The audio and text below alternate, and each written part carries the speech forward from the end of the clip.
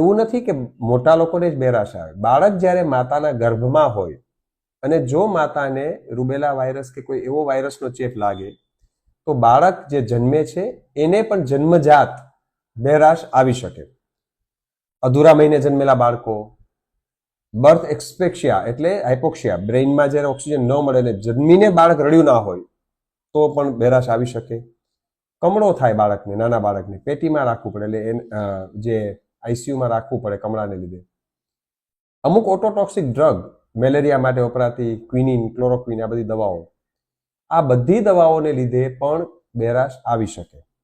નાના બાળકો કે જે જન્મથી બેરાશ જેમને આવે છે એમને જો વહેલી તકે નિદાન થાય, એટલે બાળક જન્મે અને આપણે કેમ રસીકરણ કરાવીએ છીએ એ પ્રમાણે બાળકની અંદર OAE, ઓટો એકોસ્ટિક એમિશન કરીને ટેસ્ટ થાય છે.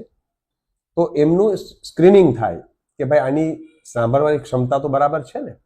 કારણ કે એ બાળક જો ધ્યાન આપવામાં ન આવે તો કાયમી માટે જન્મથી બેરું અને મૂંગું. કારણ કે જો સાંભળાશે નહીં સાઉન્ડ તો એની સ્પીચ ડેવલપ નહીં થાય. એટલે બાળક જન્મથી બેરાશથી પણ પીડાશે અને બોલી પણ નહીં શકે.